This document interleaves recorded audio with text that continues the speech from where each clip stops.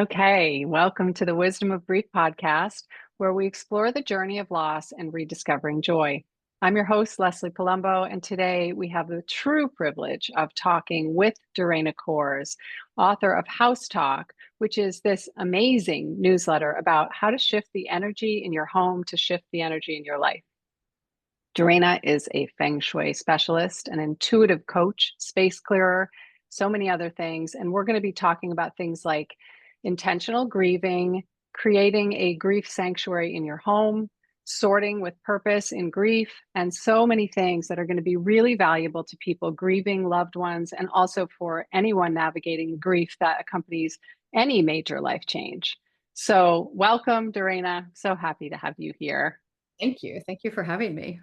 Yeah, it's just, I've only known you for a very short time, and already I'm such a huge fan because I love how you show us how to see and grow ourselves and our lives through our houses. That our houses are actually like a support and a guide for us. Like, Absolutely. They're like twofold, right? It's like they show us what needs to shift. Like sometimes we don't know what needs to change, right? And our home will give us those clues. And then there's other times where we actually know what to change, but we don't know how to do it. And then our homes can support us. So it's like you can identify and shift. It's fascinating. yes, it's incredible. And I almost feel like it's a language that our homes are if our homes are talking to us, then if they're speaking to us, you're like an interpreter of that, really. Right. Yeah, yeah. It's just And understand. we have to learn that language. Like, Exactly. yeah, so 100%. cool. Yeah. So like when I discovered your work, I just knew we had to connect because there's such an overlap between the work you do and the work of grief because, loss is a crossroads and grieving that loss results in a metamorphosis. Like, so we're in this time of deep internal change anyway.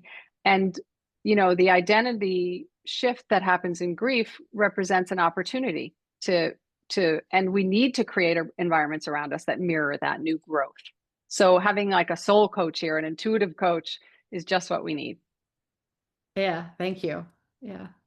Yeah. And I've been so, like paying attention to subtle energy, it's been a passion of mine for like ever, for like 30 years. And ever since I discovered feng shui and energy work, like back in the 90s, I was so moved by this idea of intentional living and by how much the things around us do help to show us our strengths and blocks, but also that they can be shifted.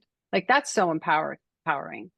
Right, because we're not beholden to like the story, right? We get to be an active participant in the story and we get to use our homes to draw us forward so that when we have this vision of what our life, just before we started, you and I are both celebrating this next decade in our 60s and it's like, well, what's that going to look like? Well, how can our home show us what that's going to look like? Do I want more travel? Do I want more adventure? Like more creativity? And then play that out in our home so that our home feels more adventurous. It feels more creative so that it draws us into that energy. That's so good. Like it pulls us into our future. Yeah, yeah. So Yeah. it's like a giant living vision board, right? So often we keep our vision boards on the big piece of poster board, which is cool and definitely a fan of that. But our homes can become the giant vision board, the 3D vision board. Yes. And that's so incredible because, even when we're working with like big life changes or transformation or grief, there's so much about grief that we can't control. And it's so empowering to work with what we can, and even if we don't know what our future is going to look like, to start with like a feeling actually, And I and then think let that's such for me in times of grief, particularly where I don't know what I like. I don't know what I want. For me, yeah. it was such a redefining of who I was. Um, so if you said like future, like I have no idea, just tomorrow, maybe. Um, but then what do I like? What don't I like? So it can be our homes can be this giant playground, and you can do it in little ways, right? You don't have to go and renovate an entire space, but you can play with throw pillows. You can play with color with a candle or a vase. So you can start like, oh, does this feel good? Does this feel good? Hmm. I'm a big proponent of talking to my things. One of the biggest things that I recommend, and you can help with like at what point you would do this, but rearranging the furniture you have. Um, Mm, this is particularly with, it's mainly been women that I've worked with in after a divorce situation. And what happens is, and this is when they stayed in the home, but like you walk in and you expect somebody to be there, or, after a death too, and you expect certain things. And so it's almost like catches you in these waves. It's like, well, let's rearrange. I just so distinctly remember one woman, like, and this was a divorce situation, but she was like, that's where he sat all the time. And she was very pointed about this. And it was like the energy in this one particular chair. And I'm like, well, and she didn't have the resources. Like, she didn't want to go get rid of it. I'm like, well, let's just not have it in the same spot. Let's rearrange it. I love that. I absolutely love that. And I also feel like, sometimes, yeah, like when do we do it is always a question, because there's so much sorting that does have to happen in grief. Like, when do I go through someone's things or something? But the other piece of it is in early grief, in the first year even, we don't have a lot of energy. Mm. So I love what you say about micro changes, like change the throw pillows. Like that actually, when you change one thing, like I remember back in graduate school, systems theory, like when you change something in the system has to change. So even if it's a very tiny micro change, it makes a difference in your energy. And Mhm. that is really helpful when we're constantly in these waters of grief where we're trying to float and we're trying to stay afloat in the first year and the more intense period. It doesn't end after the first year, but that's really the intense part. And so every little way we buoy ourselves up is going to be so, so helpful. Yeah. Yeah, and it can be like just the little rituals, whether it's Mm, lighting a candle, and even it can be one of the places,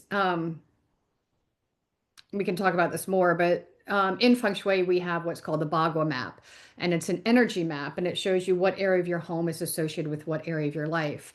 So it looks like a tic-tac-toe board, and it lays on top of your floor plan. So if you imagine standing at your front door, this area in the front right part of your home, that's called travel and helpful people. So typically your front door is like on the left of your home, the middle, or the right, like somewhere along the front of your home.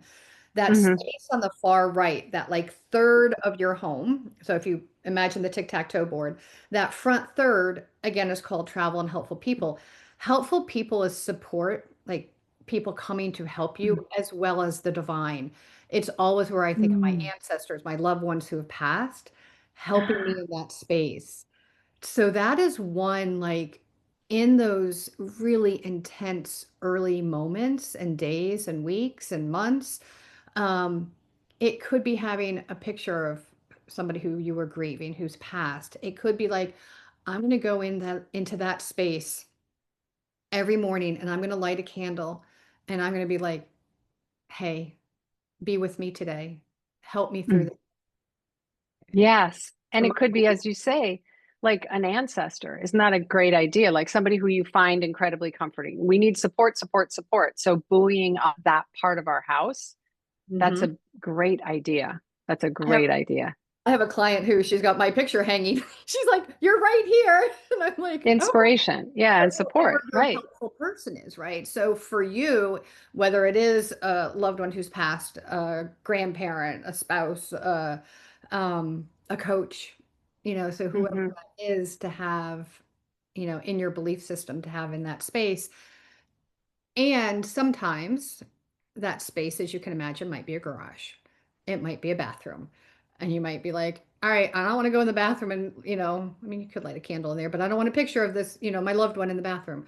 Um, you can lay this Bagua map, this tic-tac-toe board over a single room.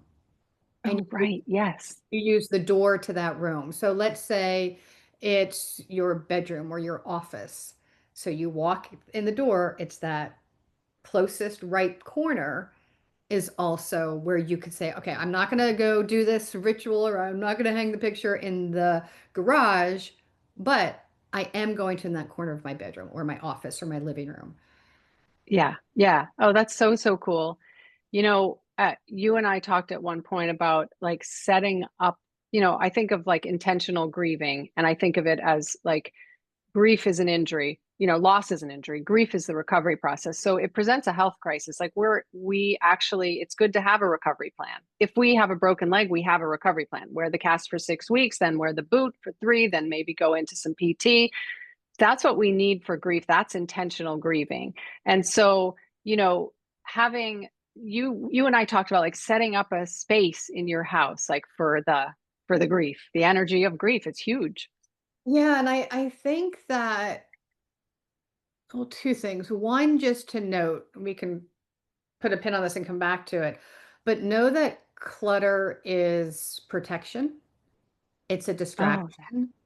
So, in times of grief, you may find clutter building. You don't have a lot of energy.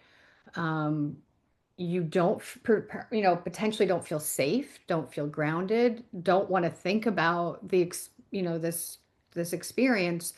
And so the clutter builds up around us. And that is a source of protection. It's a source of safety. Um, it's why a lot of times you'll hear in the hoarding shows, like the reality kind of, somebody goes in and they clear somebody's space and the person doesn't thrive after that because Yeah, it's it's like traumatic. Yeah. too traumatic, it's too much. So Yeah. give yourself grace and just know, like, hey, this is the space I'm in. Um, and if that is making those micro changes, just finding little things to start letting go of. So that's one. So just kind of know that's a possibility of what Yeah. things could look like.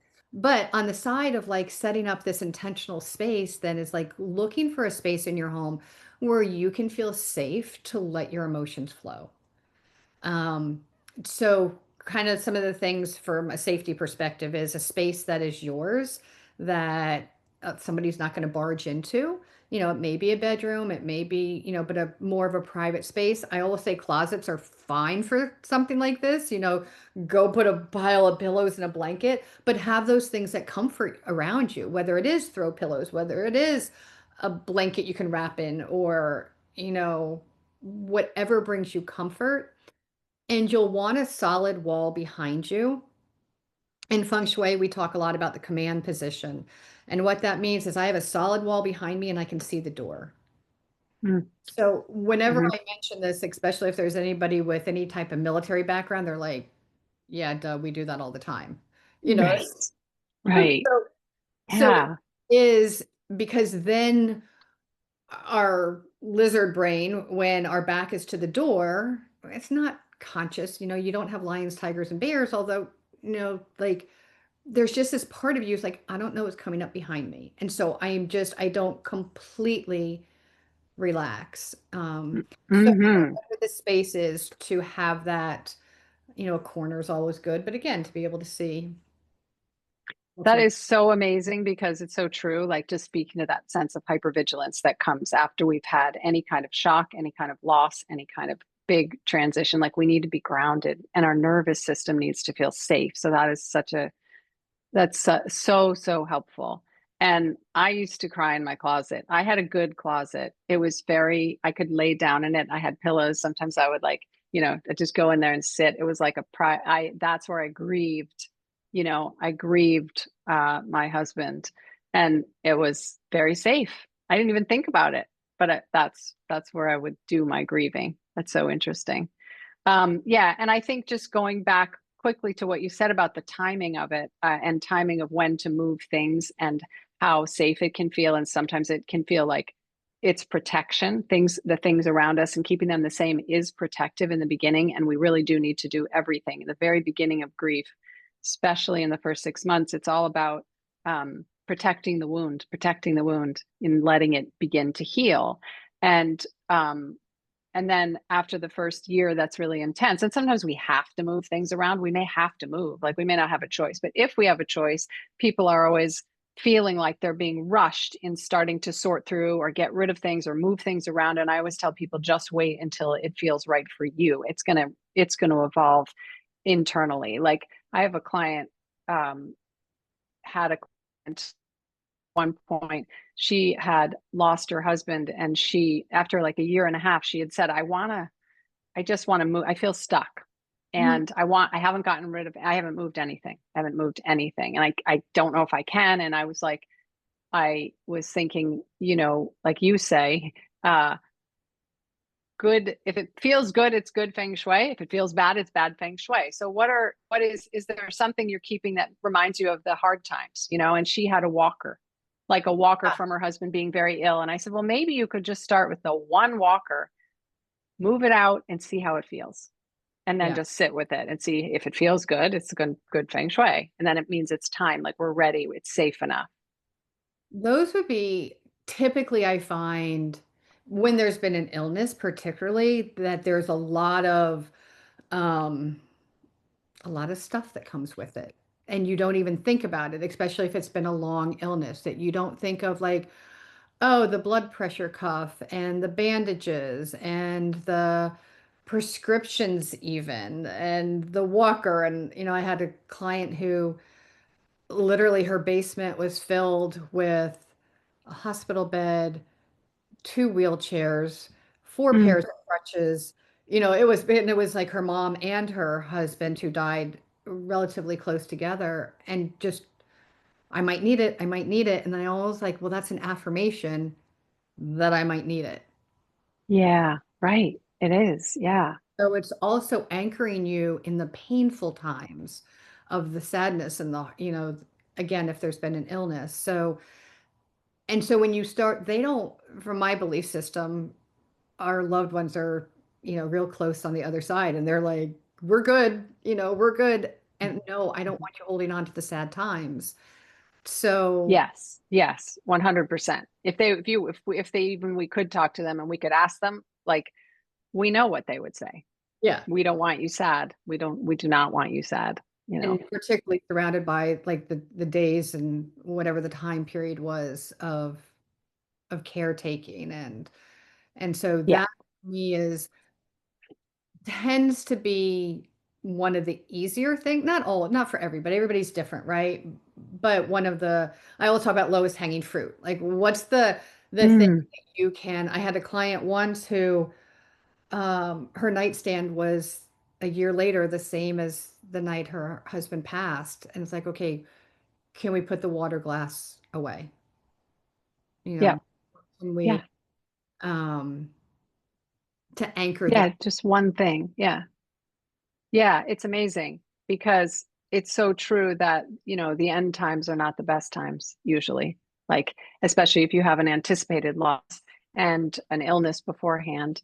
And so keeping those things is somehow keeping that memory. It's really hard because I think people feel like, and if they get rid of something, they're getting rid of the person. So it's like, how do you keep your memory and your connection with the person and still be able to move things around that fit your life now without, you don't want to, without losing that connection? That's the scary thing. But I think you're so right if we start with the things that aren't good, because even every relationship has its ups and downs. There are things you're not missing as much as things that you're really missing.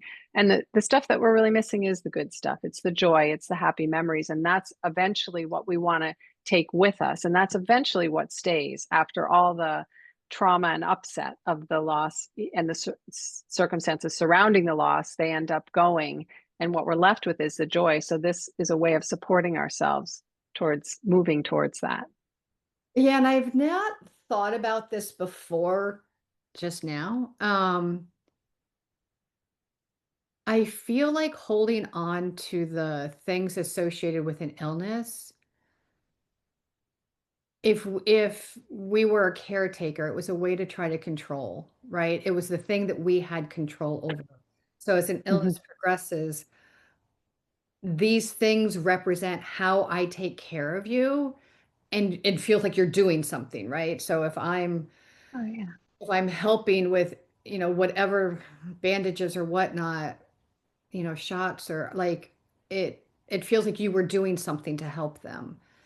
And so I Mm-hmm. wonder, again, I have not thought this is the first time I've ever thought about it in this way, but I wonder if letting go of those things is also an acknowledgement that we weren't in control. Yeah. Right, right. And that's a deep internal shift. Yeah. Mhm. Yeah. Or that Yeah. like we couldn't do enough, because sometimes it's like, I know my mom's failing now, and it's just like you feel like sometimes I feel like I'm playing whack-a-mole with trying to keep everything, so she doesn't decline further. And I'm like, I can't. So I do wonder if holding on to those things becomes the source of our identity and becomes um, hard to say we didn't, we couldn't control it. We did enough. It's hard to say that, and yet it's such a part of the journey of loss that we don't have the control we wish we had. If we had the control, they'd be here. So, Right. but it's a hard realization. And it's that piece of surrender where you suddenly realize just how little control you really have over things. And in some way, the surrender piece is ends up being comforting, but it's just the letting go that's so, so hard. The moment of letting go of that. And am I like, it's almost like I'm letting them go all over again by letting go of their things. So Yes. Yes. we're Right. really separating their things and them. And that's where I think sometimes that, having that faith that like they're good, they're happy, they're not attached to their things, and let us not cling so much to that, because then it's really hard to move forward in any way, right? Yeah, there's not enough space. We need to make space for Right. what we want to come in the future. Yeah. Right. I'm Yep, always saying let absolutely. go to make space for. Like, what are you letting go of to make space for what? So having that intention, right, of what am I, and starting to cultivate, like, what do I want this to look like? And sometimes we can't get there, right? Or so for an example, I have wanted to live in Colorado since I was 18, 20. So like we're going on 4 decades now, a long time. And so I grew up, I spent about 10 years as a child in Wyoming, and we spent a lot of time in Colorado, and then I went back there a Mhm. lot all through the years. But then I really wanted to move there after college. And now I'm like family, and I've got kids here, and I'm like grandkids, are you coming? Like all of the things. And I'm like, it's just my husband's work. It's not the right time. But I can begin to create my space that feels that way. Like for me, it's mountain flowers. And so my backyard is in the process right Mhm. now of these flower beds and these wildflowers. I'm like, I can begin to create this vision right here, because so often we put off joy now because we're like, oh, well, we can't do that yet. And Yeah. people will be Yeah. like, well, I can't, I want to move, but I can't move. So I'm just going to leave everything exactly as it is. I'm like, no, start shifting it now, start creating it now, and then it's going to draw you Yes. forward. Yes. Yes. And in grief, there's this piece of working of giving ourselves permission to experience joy again. Because when happiness or moments of lightness come in, sometimes we withhold ourselves or pull back from them because we say, like, that wouldn't be fair, or should I be feeling good right now when I've actually lost someone? Does that mean I don't care? Does it mean, we have guilt? It's just all throughout grief, and giving ourselves permission is a constant process. And I like how we can just do it in small, we can guide ourselves gently towards that recovery, towards that joy again, by doing small things. And they can start, and even if we don't know what we want, it can start with a feeling. Like, does it make me feel good, or does it not make me feel good? That's always the thing. If it doesn't make me feel good, let me try letting go of one of those things and just seeing how that feels. And then if Well, it does make me feel good, let me try to insert one thing that makes me feel good and see. yeah. Yeah. I I hadn't thought about this before either. So if there's something we want to bring it closer to us, right? So energetically, the things that are closer to us are going to have a greater impact versus the Mm, things further away. I mean, just naturally think about it, right? So like if I have a vase of flowers right in front of me, it's going to impact me more than if it's clear on the other side of the house and I don't see it. You know, hmm so if there is something that you want, bring it into your space. If there's Yeah. something, if you're not ready to let go, then, and you're like, I can't do any of it. Well, maybe you take stuff in the nightstand and it gets moved to another bathroom. Like let's just move it Right. a little bit further away from where you're sleeping. Ah, yep. Let's just Yep. And see how that feels. Like, see if we can do that. And that's like staging your letting go too. It's really right. gentle. It's very gentle. So like, okay, I'm gonna pack up these things in the nightstand. And I say this a little bit with a disclaimer because I don't want people packing a lot of stuff up and then putting it in the basement and then never touching it again. You know, Yeah. but Yeah. so there is there is some boundaries around it, but it could be like, okay, the stuff in the nightstand's hard, but I am going to pack it in this box and I'm going to move this box into the guest bedroom or another bathroom. And I'm going to sit with it. I'm going to see how it feels. Hmm. And I'm going to put a date on the calendar. I'm going to put a date on the box. I'm going to like, okay, I'm going to check back in a month. Did I do it? Yeah. Yeah. Let go of Right. the toothpaste? Can I let go of the shampoo? Can I let go of? Because it's also we're constantly changing. It's just we're changing all the time, and it's going to feel different in 2 months than it does feel today, or in a month when you check back in.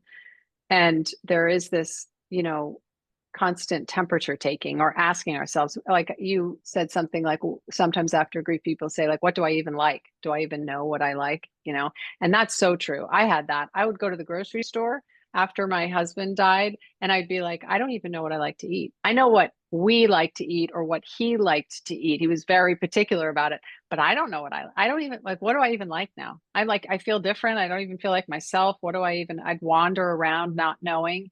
And this idea that we are we're sorting for who we are becoming, and we're letting that happen. And it's just a complete identity shift. Like, we don't know who we are, but we do know what we are drawn towards. Right. Like we know what we are in partnership, but we don't know what we are Yeah, single. we definitely don't know who we are alone as much anymore, because you grow together with somebody when you're, yeah. Yeah, when I went through my divorce, so different. I mean, some similarities and some differences, obviously. Huge identity shift. Same, it's relationship, it's intimacy. There's a lot of, yeah. I was like you, I had no idea what I liked. And because I had so lost myself in that relationship and I was young and I was just like, and but I remember buying the flower sheets. I was like, oh, Mm. I don't have to compromise. I get the Yeah. little pretty purple flowers and I painted my room lavender. I'm like, I get to do this and I don't have to ask anybody. So that was a fun moment and in the grief of it all. Yeah. Yeah. So the other thing, back to the Bagua map, I was thinking of how, if grief is this injury, and it is, like, do we, like, where is our health and wellness sector that we might want to, I don't know, like, does that help if we want to Yeah, attend to that? it's like there's probably every area of your house that you could put an intention with the Boggle map, right? So there's Yeah. um well, let's start there. So the heart of your home, the center. So again, if you're picturing your house now and picture that bird's eye, you're like floating over your home and you see this tic-tac-toe board, or a good friend of mine always describes it as brownies, a pan of brownies, which is more fun. Mm. Hmm. In nine Yeah. pieces, so that very center. So if you're, putting a finger down in the middle of your home, and if you have an attached garage, that's part of anything under roof. Hmm. uh, that center is called mind, body, spirit. It's the heart of your home. Mm. So it is your mind, it is your body, it is your mental wellness, your emotional well-being. And if you think about it, that square touches every other area of your home. So if you're picking Right. this tic-tac-toe board in the middle, this middle square, it's where when you're actually playing tic-tac-toe, like, oh, I want It's the that middle. power spot. Yeah. Right. You go all the different directions. Um, so anchoring something grounding there for you, Hmm. uh, Hmm. having your intention altar there. Um, Mm. I always just like anything related to love is can't go wrong um, in that space. Yeah, because if we think of like the goal or the intention, like the general intention of grief is to remember with more love than pain, then love is the central intention, right? To find and connect, reconnect with love in a new way. I have a crystal in that area because crystals are grounding their earth energy. And so Mm, in each of these sectors of the Bagua map is associated with a color, an element, a shape. And so each area likes to play with different colors, different, they respond well to it. This middle section we're talking about is earth energy because you want to be grounded in yourself, right? You want to be, so crystals are good for that. I hmm. typically have a vase of flowers and, fresh flowers in that space. Yes. Big proponent of flowers. And then what's the color in that area? It'd be earth tones, Earth tones. Got it. Yep. anything that's square, right? So depending upon the layout of your house, maybe you need a rug there, right? For to feel more grounded. So squares, rectangles, earth tones, crystal. Yes. So like in my house, it's a room, it's a library, but it's also a room that is almost like a pass through to all other rooms. So we're always walking through it. So I'm always trying to put things in there that will want the energy to pause and be there. Yeah. Like Yeah. So inviting some inviting things that are like, oh, okay, it makes me want to be in that room. Stay for a minute before I pass through. yeah, so I don't know if you were doing that feng shui wise or just intuitively, but that's exactly what you like. You want the energy to linger. You never want the energy to like fly through your house. You want it to be like, oh, let me come over here. Let me come over here. You want it to linger and nourish the space. Yes, without being stuck, without sticking somewhere and like not being able to get out, which is that metaphor for grief, of course. Yeah. That's so cool. Wow. There's so many ways you could go with this, in terms of just how deep we can go. And it makes me think of like Jungian dream work, like how in the dream, if you're dreaming, every object in your dream represents a part of yourself. So even the other people in your dreams represent a part of you.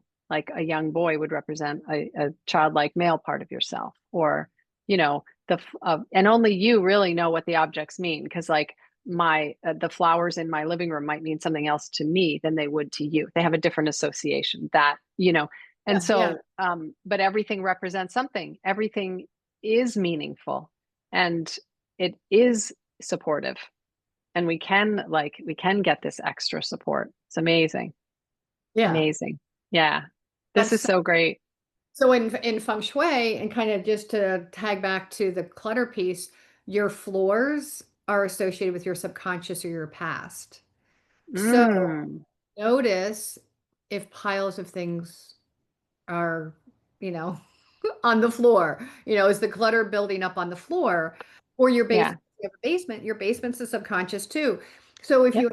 you're having trouble grieving, if you're having trouble moving forward, if you're feeling stuck, that could be a way. So it's like, okay, I'm feeling stuck. Oh, and I've got a lot of stuff that's piling on the floor. So Hmm. what if I just slowly start eliminating the floor piles, being like Yeah. safe for whatever subconscious memory or whatever past hurts, like slowly start moving the stuff off the floor with that intention. Yeah. And just like we said, like the micro changes, I'm just going to do one pile. I'm going to Right. do one pile. And then it's like we're just staying in the moment and not getting overwhelmed.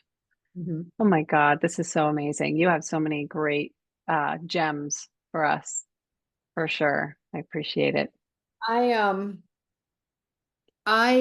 I was holding on to not from the loss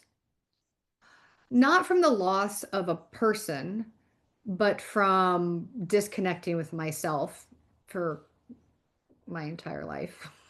Um, my house, I had a huge flood. And so it came out on the floor.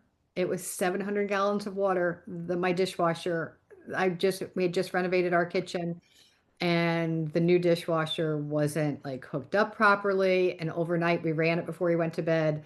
woke up, all this water on the floor. And that was such a journey because we actually were leaving an hour after we woke up to go to the airport on vacation. So we Mm. mopped everything up and we're like, okay, it's dry, not knowing how much water had poured in the basement. Well, we have crawl space. So underneath, and we came home a week later. I live in North Carolina. It's super humid, super hot in the summer. We had turned our air down and came home to mold and floors buckling. And it was this journey of 6 months of looking at the grief that I hadn't processed from so much from childhood and a lifetime of caretaking everybody else's um, caretaking for everybody else because water is emotion. So one thing to Mm. look out for in these times of grief are like, do I have a leaky tap? Do I have there been any floods? And that can be a sign or a signal that like, oh, there's some unprocessed grief. Um, so your water systems are all associated with emotions, your plumbing. Yeah, and water is grief. Oh my God. So I did have a flood in my basement too, like 2 years ago. Yeah. Wow, that was my unprocessed. And I don't like that because in theory, I like to think because I do grief work, I should be all good with my grief, but I am not Same, immune same. in any way, shape, or form. And it is just constantly cycling through as it does for everybody. It's cycling through waves. So that's another thing, I've read for you talking about how to clear your space after. And like I think about grief, which is just waves of emotion, like emotional storms. And like, how do we clear that after one? Because sometimes when one happens, we get dragged down and then we're like, I'm not doing well. And I shouldn't be feeling it this strongly. And oh my God, I can't handle this. And we can get really dragged down under the surface of the water when we're just trying to stay up. So how do we not, how do we clear to not do that? Such a good question. I this was I don't know how long ago. I had a moment of screaming, just like letting out all the I can't even remember now what it was about. I happened to be in my shower doing it, and then I was like, "Oh crap! Now I need to go space clear my space." It was like it kind of stopped me in the my process, which wasn't great.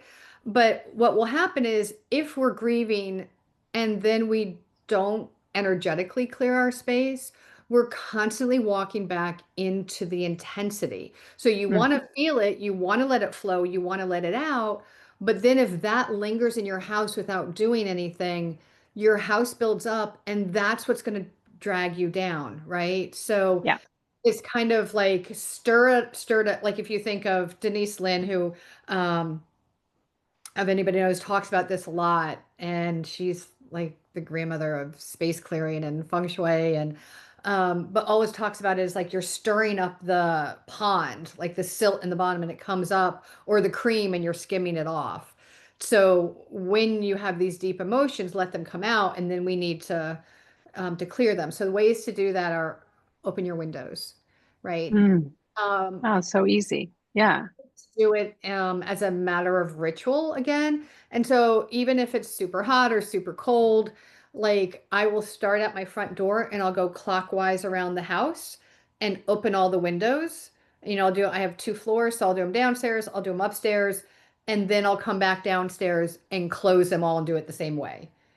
If you can, if the weather's nice and you can leave them open longer, leave them open longer. But opening the windows is Mhm. one. Playing music is another way that can clear the space. Mm. So not the really sad songs, but something more joyful, something more soothing, would be good. You can put out bowls of salt. So Mm. literally just taking I use like ramekins, like just kind of a smaller thing, and fill it with salt. Um, like Dead Sea salt, Himalayan salt, anything but table salt, really. Mhm. Sometimes I'll do rock salt from like ice cream that you Mhm. Mhm. Yep. and put that in. You can put them in the corners of your room, or you could put it in the center of a room also. Leave it for 24 hours and then throw it in an outside trash. And the salt is going to absorb any heavy energy. So Ooh, that's kind of an that's so easy way good. to do it. That's incredible. Yeah. And I also think about the ritual of it because, you speak about ritual, and ritual in grief is so important because it actually tells our subconscious, our psyche that's trying to heal, it walks us towards the healing. Like, when we have a memorial service, it's a threshold we walk through that is done with a lot of support. And so the rituals that we do, even just doing that, it tells your body, it tells your nervous system, like, this is over. We're not staying, we don't have to stay here. Like, we're going to move into another space, place, Yeah. Yeah, it's like psychologically. you're like, if you just imagine, you just want to shake out the quilt, right? Like it's just like a whoosh, just Yeah. um Yes. Right. if your bed happens to be someplace where you do a lot of, the more intense grieving, then wash Mm, like mattress pad, the duvet, like the things that you may not wash weekly, but kind of give hmm the bed like a really, and this is like strip your entire bed, wash everything. You can actually sprinkle salt on your mattress, Hmm. let it sit for the day, and then vacuum it all up. Yeah. Or Yeah. you can put salt underneath your bed too. That would be another idea. Cool. That's amazing. So you've got so many gems. You are so generous about sharing them, even in your newsletter, but also thank you so much for sharing them on this forum. And I want to end with I'm trying to ask three questions to all my guests, which is about grief. And so I wonder if you could answer these just in like one word or one sentence, because I want to poll everybody so we can just collect all our wisdom about grief together. But the first one is, what was the most challenging thing about grief that you've experienced? I think the feeling that it was going to drown me, that I Hmm couldn't, that if I let it out, it would be so much that I couldn't handle it. Yeah, it's overwhelming, right? Yeah. Um, and I can completely relate with that. Yeah, that's why I like the micro changes, like letting it out a little bit at a time, which feels less overwhelming. But and what's the most important thing that you have gained from the experience of grief, not from loss, but from the grieving? I think that it didn't kill me, right? Like, this is more than a sentence. Remember I talked about your basement being the subconscious? Yes. We went through our mold remediation. I refused to go in the crawl space. I was like, no, it's scary. And then one day I was like, I can do this. And I went down there and I was like, there's not snakes down here. Like, I literally thought, I think that it was filled with snakes. And I was like, wow, it's actually not so scary. So I think what I gained from it was the strength of and facing my fears. Yeah, this kind of courage that comes out of facing your worst fear. It's Yeah. amazing. Yeah, it's incredible. I think it's there. I honestly think grief is there to expand, as a passage that everyone has to go through. I think it's there to expand some of the very best things of our human character, and some of these traits, like, this sense of empowerment, this sense of courage that you can do things, sense of resilience. Yeah, it's the resilience and the courage, like, oh wow, I can do this. And it's a shitty way, excuse my mouth, like to have to, like, Yep. I'm like, could I just realize that before, but like, I didn't, it did take Well, a number of yeah, experiences. yeah, it's so true. And the third one is, what advice would you give to someone in grief? Just to give yourself so much grace, Mm. Yeah, I just know. so much grace and so much compassion and how Yeah. it's right.